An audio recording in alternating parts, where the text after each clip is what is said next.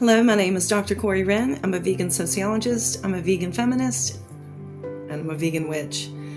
In this video, we're going to be talking Ostara, and we're going to be talking about how to reclaim what is essentially a vegan holiday, a vegan Sabbath, but has been co-opted, if you will, by people who see animals not so much as persons, but as consumables. Stick with me and I will explain.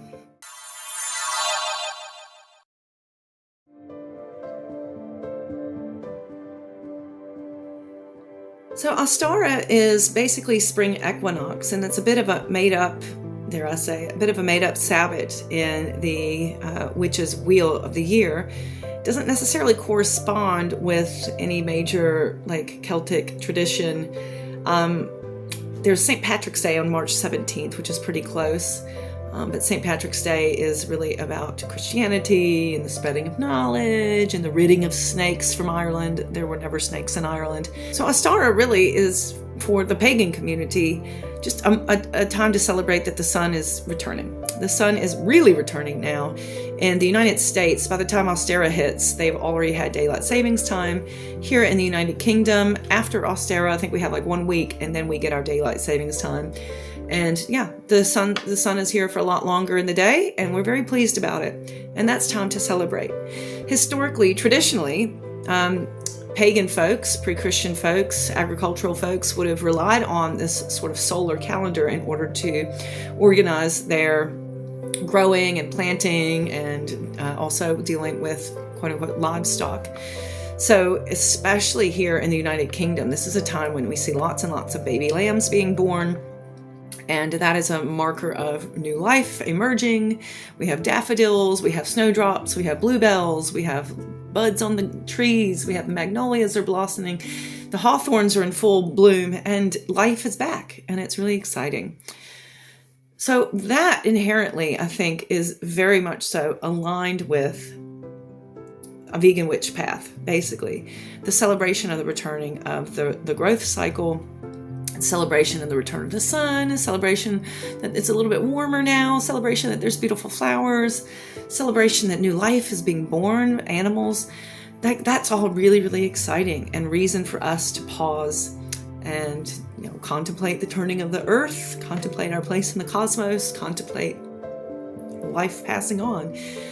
Unfortunately, in the mainstream community, the mainstream society, this is a time of, why are these lambs being born? These lambs are being born to die. These lambs are being born to kill. Especially here in the UK, I know that as an American, people eat sheep and eat lamb. It's a thing, but not like it is here in the UK. In fact, there's such a demand to eat lamb around this time of year that farmers are forcing the ewes to become pregnant much sooner to make sure that there'll be enough supply for people who want to eat babies. That means that babies are being born in very cold weather, and there's a very, very high fatality rate. Something like 1 in 5 of these lambs, sometimes 1 in 4 of these lambs will die because of exposure. And that's sort of just factored into the cost of business. But what's creepier about that for me is that, unfortunately, this aligns with a lot of religious and spiritual practices of this time. So yeah, St. Patrick's Day, but also Easter. And this idea of Jesus coming back and rebirth and all that kind of thing. And so what better way to celebrate the rebirth of Lord Savior than to have a child sacrifice, an animal sacrifice, which is essentially what is happening. We might expect that from Christianity. It's one of those major patriarchal religions, and child sacrifice, animal sacrifice is part of the story. But unfortunately, what we're seeing is that also the witchcraft community is mimicking this patriarchal religious practice. And in my book, Vegan Witchcraft, I actually went through quite dozens and dozens of important seminal books on witchcraft reclaiming, new books as well. I looked at a lot of kitchen witchery. I looked at a lot of Wheel of the Year books, and unfortunately, I can verify that for the vast majority of practicing witches in the West, Ostara is not just a time to celebrate life renewing, but to celebrate murder and death. So they're basically advocating eating lambs, and sometimes other animals. But it's definitely the same old violence against non-human animals, which I think is really, really, really problematic, because witchcraft is all about, it's supposed to be anyway, finding a respectful relationship with nature and a respectful relationship with fellow animals, seeing animals as persons, not as objects or consumables, especially innocent little lambs. It just boggles my mind. So it is actually quite tragic and very sad for me when I'm out in the countryside and I see all these lambs. You can hear the bleeding. It won't be very long before they're rounded up, taken away from their mothers and sent off to slaughter, and horrific, frightening, painful way to die. And I don't think that is really celebrating the life cycle. I think that's actually a pretty strong indication that modern witchcraft, despite all its effort to challenge and confront the oppressive hierarchies of patriarchal institutionalized religion, it's doing just the same. It might have more women practitioners. It might be a little bit more interested in nature. Some animals are taken seriously, like cats, owls, wolves, whatever. But for the most part, it's the same old. It's about privilege, consumption, and human supremacy. And that, for me, is not what witchcraft was supposed to be. So for Ostara, let's think about how we can veganize it. Well, number one, meat has to be off the table, and dairy has to be off the table, because it's not just baby lambs that are being born. We also have baby calves that are being born. And a lot of people don't realize that in order for people to access that breast milk, those baby calves will usually be killed. The vast majority will be killed, either immediately, shot on sight, slaughtered, sent off to slaughter. They're separated from their mothers within the first 2 days, usually in the first 24 hours. And they mourn that. The mothers cry.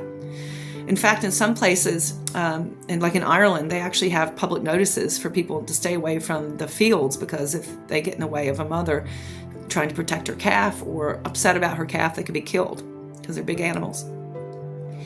And then the cow herself will also be killed, and very soon, usually when she's still young herself. Cows can live up to 20, 25 years. They are killed around 4, 5, or 6 years old because of the constant, intense pregnancy, in order for the cows to be pregnant and make milk, so that people can take that milk away from the babies and disrupt this family cycle. So also dairy is really counterintuitive, I think, to the premise of witchcraft and the respecting of life and the respecting of relationships.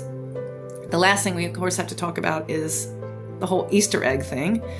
Eggs have a very special place in witchcraft. It's ubiquitous. There are many, many egg spells. Ostara is traditionally practiced just like the Christians do, by doing the whole painted egg thing and making egg dishes and things like that. And again, I think this comes from a place of deep and profound ignorance. People don't realize, actually, in order for these eggs to be produced, the mothers, invariably, the vast majority of them are in really horrid conditions. Over 99% of the chickens that are producing eggs that most people eat are living in these horrid, squalid states, either in a battery cage with multiple other hens crammed in there to a space about the size of a piece of paper, or in an oversized cage, which is essentially a cage-free barn, which is also full of ammonia. They will be force molted in order to force them to produce more eggs, which means starving them and keeping them in darkness. And they don't live very long. They produce over 300 eggs, but they only live about a year before they're sent to slaughter. So this is a deeply, deeply, deeply exploitative relationship, and those eggs are the material consequence of that suffering, and I think have no business in witchcraft. Now, there will invariably be the person, well, what about the backyard hens? Sure, okay, but guess what happens to them when they're not productive anymore? Most people have them slaughtered. Most people sell them. All of these hens, because of the constant reproduction, the constant producing of the eggs, which is forced on them through genetic manipulation, will have prolapses, their reproductive parts. They'll have bone loss. They become very ill, and they don't live very long. Even the backyard hens, they're very vulnerable. But then what happens to the boys? There's no magical island where all the boy chicks grow up and live out their rooster lives. In the factory where these eggs are coming from, the backyard hens or the factory farm hens, in that factory, there's a conveyor belt where they have an expert sexer, and they go through and say, oh, female, fling them into the crates so that they can be sold off to make eggs for people. But if they're male, they ride the line. And the end of that conveyor belt is simply an industrial grinder, and they're ground up alive. That should have no business in our witchcraft. We don't need to eat eggs. It's an object of privilege. It's invariably, even in the kindest conditions, it's an exploitation of another person's body. It's the exploitation of the female body. It's not reproductive justice, and it's not respecting bodily autonomy. And I don't think that has any place in witchcraft. So there you go. I think Ostara, historically, traditionally, probably should have been about celebrating life anew, green returning to the earth, babies being born, bees in the air again, all these great things. But unfortunately, because of patriarchy, because of institutionalized religion, because of women's complacency with patriarchy, because of human supremacy, we see a sort of doubling down on human exploitation of fellow animals and a celebration of that in witchcraft, adding a lot of mystique around it and making it sound magical, when actually it's violence. It's profound violence. So for a vegan Ostara, let's focus on keeping meat off the menu, keeping eggs out of the cart, not fooling around with dairy. How can we recreate Ostara in a way that our truly human ancestors would have celebrated before all this meat and dairy nonsense was artificially and culturally instilled a few thousand years ago? Can we work with plants?